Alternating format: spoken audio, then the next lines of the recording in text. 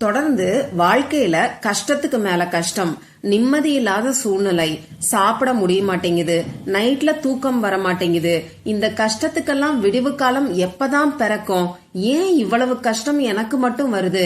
இப்படியெல்லாம் யோசிச்சுக்கிட்டு இருக்கீங்களா? உங்களுக்கான ஒரு அற்புதமான தீர்வை தான் இந்த பதிவுல நாம தெரிஞ்சுக்க போறோம். வாங்க, இது என்ன பரிகாரம்னு இப்ப நாம தெரிஞ்சுக்கலாம். வரகி பக்தர்கள் அனைவருக்கும் வணக்கம். இது நம்ம ஆதி வராகி யூடியூப் சேனல். வரகி அன்னையோட அருள் பரிபூரணமா எல்லாருக்குமே கிடைக்கணும்னு மனசார பிரார்த்தனை செஞ்சுக்கிட்டு நாம இந்த பதிவை ஆரம்பிக்கலாம். இன்னைக்கு டிசம்பர் மாசம் 15ஆம் தேதி ஞாயிற்றுக்கிழமை. அது மட்டும் இல்லாம கார்த்திகை மாத பௌர்ணமி. ரொம்ப ரொம்ப அற்புதமான ஒரு நாள்னே சொல்லலாம். வாழ்க்கையில கஷ்டத்துக்கு மேல கஷ்டம் இருக்குன்னு சொல்றவங்க இப்ப நான் சொல்ற முறைப்படி கிராம்பையும் மிளகையும் வச்சாலே போதும், அடுத்த நொடியே உங்க நிம்மதியை கெடுத்துக்கிட்டு இருக்கக்கூடிய கஷ்டங்கள் எல்லாமே தலை தெறிக்க ஓடும்னே சொல்லலாம். அந்த அளவுக்கு சக்தி வாய்ந்த பரிகாரத்தை தான் இப்ப நாம தெரிஞ்சுக்க போறோம். இன்னைக்கு நமக்கு கார்த்திகை மாசத்தோட பௌர்ணமி இருக்கு. பௌர்ணமி திதி பாத்தீங்கன்னா நமக்கு நேத்தே, அதாவது சனிக்கிழமை சாயங்காலம் 4:17 ஆரம்பமாயிருச்சு. நம்ம சேனல்ல இந்த பௌர்ணமி திதிக்கான பதிவுகளை தொடர்ந்து நான் உங்களுக்கு கொடுத்துக்கிட்டு இருக்கேன். பௌர்ணமி திதி இருக்கக்கூடிய இந்த நாள்ல தூங்குறதுக்கு முன்னாடி தலைக்கடியில இத வச்சு பாருங்கன்னு சொல்லி நேத்து செய்ய வேண்டிய பரிகாரம் நான் உங்களுக்கு கொடுத்திருந்தேன். அந்த பரிகாரம் இன்னைக்கு நைட்டும் நீங்க தாராளமா செய்யலாம். அதே மாதிரி பௌர்ணமி அன்னைக்கு நைட்டு தூங்குறதுக்கு முன்னாடி ஒரு டம்ளர் தண்ணீரை இப்படி வச்சு பாருங்க, பெட்டி பெட்டியா பணமும் நகையும் சேரும்னு சொல்லி இன்னொரு வீடியோ கொடுத்திருக்கேன். அந்த வீடியோல சொல்லி இருக்கக்கூடிய பரிகாரமும் இன்னைக்கு நைட்டு நீங்க தாராளமா செய்யலாம். அடுத்ததா ஞாயிற்றுக்கிழமையோட பௌர்ணமி திதி இருக்கக்கூடிய இந்த நாள்ல 9 அரிசி மட்டும் இருந்தாலே போதும். வரப்போற 2025வது வருஷத்துல ராஜ யோகம் ஏற்படும்னு சொல்லி ஒரு சக்தி வாய்ந்த பரிகாரத்தை நான் உங்களுக்கு கொடுத்திருக்கேன். இந்த 3 வீடியோவோட லிங்கையும் இந்த வீடியோவோட எண்ட் ஸ்கிரீன்லயும் மேல ஐகார்ட்லயும் நான் உங்களுக்காக கொடுக்கறேன். விருப்பம் இருக்கிறவங்க செக் பண்ணி பாருங்க. சரி, இந்த நாள்ல பாத்தீங்கன்னா இன்னும் ஒரு அற்புதமான சேர்க்கை இருக்குன்னு சொல்லலாம். அது என்னன்னா 3-3ங்கிற சேர்க்கை நமக்கு இருக்கு. இன்னைக்கு நமக்கு கார்த்திகை மாசம் 30ஆம் தேதி. இந்த 30ல இருக்கக்கூடிய 3ஐயும் 0ஐயும் ஆட் பண்ணா நமக்கு 3ங்கிற நம்பர் வரும். அடுத்ததா இப்ப நமக்கு இருக்கிறது டிசம்பர் மாசம், அதாவது 12வது மாசம்.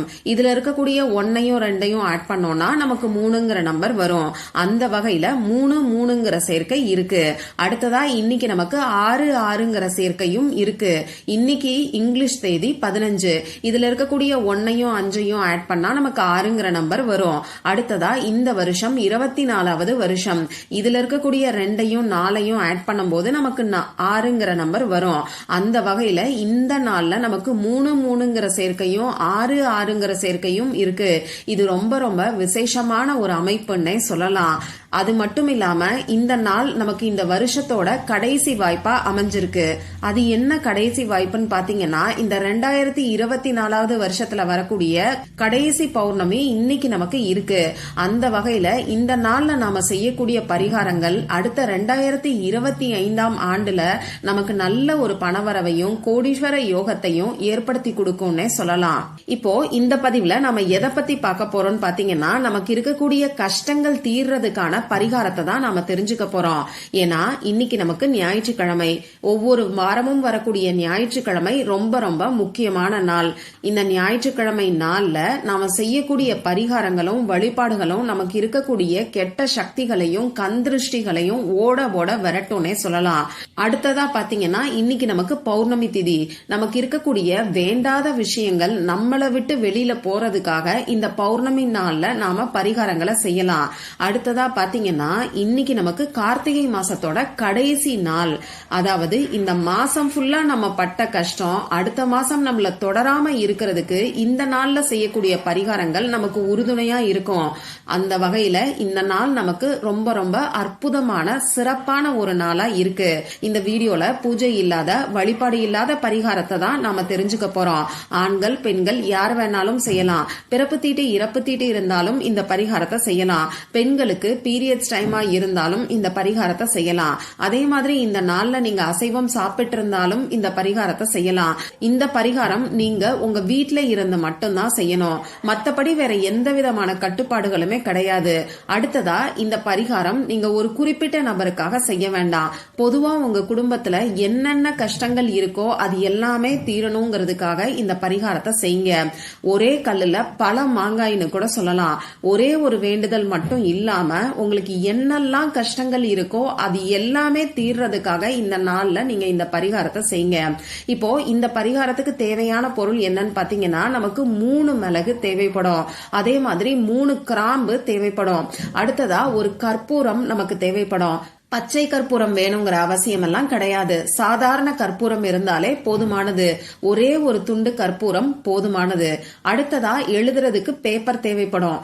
கோடு போட்ட பேப்பர், கோடு போடாத பேப்பர், எதை வேணாலும் நீங்க பயன்படுத்திக்கலாம். இதுல எழுதுறதுக்கு ப்ளூ கலர்ல இங்கு வரக்கூடிய பேனா, அப்படி இல்லைன்னா பிளாக் கலர்ல இங்கு வரக்கூடிய பேனாவை நீங்க யூஸ் பண்ணிக்கோங்க. பேனா, sketch pen, marker, glitter pen, ball point pen, இப்படி எதை வேணாலும் பயன்படுத்திக்கலாம். இந்த பரிகாரத்தை பொறுத்தளவுக்கு ரெட் கலர்ல இங்கு வரக்கூடிய பேனாவை கிரீன் கலர்ல இங்கு வரக்கூடிய பேனாவையோ நீங்க பயன்படுத்த கூடாது. இப்போ இந்த பரிகாரத்தை இன்னைக்கு எந்த நேரத்துல செய்யணும்னு பாத்தீங்கன்னா, சாயங்காலம் 6 மணிக்கு மேல நைட்டு 12 மணிக்குள்ள இருக்கக்கூடிய இடைப்பட்ட நேரத்துல இந்த பரிகாரத்தை நீங்க செய்யுங்க. தேவையான பொருட்களை உங்க பக்கத்துல எடுத்து வச்சுக்கிட்டு உங்க வீட்டுல ஹால்ல நீங்க உட்கார்ந்துக்கோங்க. எரிக்கிறதுக்கு ஏதாவது ஒரு அகல் விளக்கு, அப்படி இல்லைன்னா வேற ஏதாவது பாத்திரம் நீங்க வச்சிருக்கீங்கன்னா அதை இந்த பரிகாரத்துக்கு எடுத்து வச்சுக்கோங்க.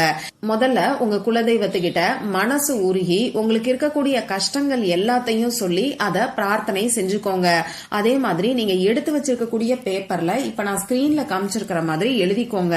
நீங்க தமிழ்ல எழுதுற மாதிரி இருந்தாலும் சரி, இங்கிலீஷ்ல எழுதுற மாதிரி இருந்தாலும் சரி, இப்ப நான் சொல்ற சென்டென்ஸ மட்டும் எழுதிட்டு அதுக்கப்புறமா தமிழ்லயோ இங்கிலீஷ்லயோ நீங்க எழுதிக்கோங்க.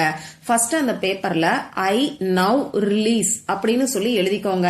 அதுக்கு கீழே 1 2 3 4ன்னு உங்களுக்கு இருக்கக்கூடிய கஷ்டங்களை வரிசைப்படி எழுதுங்க. எந்த கஷ்டம் முதல்ல தீரணும்னு நினைக்கிறீங்களோ அதை ஃபர்ஸ்ட் எழுதுங்க. இந்த மாதிரி உங்களுக்கு எத்தனை கஷ்டங்கள் இருக்கோ, அதாவது உங்க ஃபேமிலி மெம்பர்ஸ்க்கு இருக்கக்கூடிய எல்லா கஷ்டங்களையும் கூட இந்த பேப்பர்ல நீங்க எழுதலாம். இப்படி எழுதும் போது உங்களுக்கு என்ன தோணுதோ அதை எழுதுங்க. நேர்மறையான வார்த்தைகள் பயன்படுத்தணுங்கிற அவசியம் கிடையாது. உங்க மன பாரம் குறையற அளவுக்கு நீங்க எழுதுங்க. இப்படி எழுதி முடிச்சதுக்கு அப்புறமா அதுல கீழே சிக்னேச்சர்னு நான் கொடுத்திருக்கேன் பாருங்க, அந்த மாதிரி நீங்க சைன் பண்ணிக்கோங்க. அதாவது உங்க பேரையாவது நீங்க எழுதுங்க. இதுக்கப்புறமா இந்த பேப்பரை 9 டைம்ஸ் மடிச்சுக்கோங்க. அதாவது 9 முறை மடிக்கணும். நீங்க எப்படி வேணாலும் மடிக்கலாம், எந்த டைரக்ஷன் ஃபேஸ் பண்ணி வேணாலும் மடிக்கலாம். ஆனா அதுல 9 மடிப்பு இருக்கிற மாதிரி பாத்துக்கோங்க. கொஞ்சம் பெரிய பேப்பரா எடுத்துக்கிட்டீங்கன்னா ஈஸியா 9 முறை மடிக்கிறதுக்கு கரெக்டா இருக்கும். இப்படி மடிச்சதுக்கு அப்புறமா நீங்க எடுத்து வச்சிருக்கக்கூடிய அந்த அகல் விளக்கு, அப்படி இல்லைன்னா எரிக்கக்கூடிய பாத்திரத்துல இந்த பேப்பரை வச்சுட்டு இது கூட 3 மிளகையும் 3 கிராம்பையும் சேர்த்துக்கோங்க. ஒரு கற்பூரத்தையும் சேர்த்து இதை எரிய விடுங்க. இது எரிஞ்சு முடிக்கிற வரைக்கும் நீங்க அந்த இடத்துல உட்கார்ந்துகிட்டு உங்களுக்கு இருக்கக்கூடிய கஷ்டம் எல்லாம் அந்த நெருப்போட நெருப்பா பொசுங்கி போற மாதிரி நினைங்க. இப்படி எரிஞ்சு முடிச்சதுக்கு அப்புறமா இதை எடுத்து உங்க வீட்டுக்கு வெளியில ஓரமா கால்படாத இடத்துல போட்டுருங்க. அப்படி இல்லைன்னா நீங்க டஸ்ட்பின்ல கூட போடலாம். இதுல எந்த ஒரு தவறுமே கிடையாது. ஆனா உடனடியா இதை நீங்க செஞ்சிருங்க. டஸ்ட்பின்ல தானே போட சொன்னாங்க, எரிஞ்ச சாம்பலை நாம அப்படியே வச்சிருந்து நாளைக்கு காலையில போடுவோம் அப்படிலாம் நீங்க வச்சிருக்க கூடாது.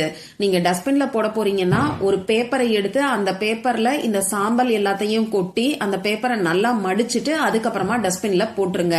இவ்வளவுதான் இன்னைக்கு நீங்க செய்ய வேண்டியது. கார்த்திகை மாசத்தோட பௌர்ணமியும் கார்த்திகை மாசத்தோட கடைசி நாளுமான இந்த நாள்ல நீங்க செய்யக்கூடிய இந்த பரிகாரம் நிச்சயமா உங்க வாழ்க்கையில மிகப்பெரிய ஒரு மாற்றத்தை ஏற்படுத்தி கொடுக்கும். நம்பிக்கையோட ட்ரை பண்ணி பார்த்துட்டு மறக்காம எனக்கு ரிசல்ட்டையும் ஷேர் பண்ணுங்க. இந்த பதிவுல உங்களுக்கு ஏதாவது சந்தேகம் இருந்ததுன்னா எனக்கு கமெண்ட் பாக்ஸ்ல கேளுங்க. அதை நான் உங்களுக்கு உடனே தெளிவுபடுத்துறேன். இந்த பதிவு உங்களுக்கு பிடிச்சிருந்தா லைக் பண்ணிட்டு உங்க ஃப்ரெண்ட்ஸ் அண்ட் ஃபேமிலி கூட ஷேர் பண்ணுங்க. இந்த மாதிரி அந்தந்த நாளுக்கும் நேரத்துக்கும் திதிக்கும் உரிய வழிபாடுகளையும் பரிகாரங்களையும் நீங்க மிஸ் பண்ணாம தெரிஞ்சுக்கிறதுக்கு நம்ம சேனலை மறக்காம சப்ஸ்கிரைப் பண்ணிட்டு பக்கத்துல இருக்கக்கூடிய பெல் ஐகானையும் பிரஸ் பண்ணிக்கோங்க. மற்றும் ஒரு பயனுள்ள பதிவுல நாம சந்திக்கலாம். நன்றி.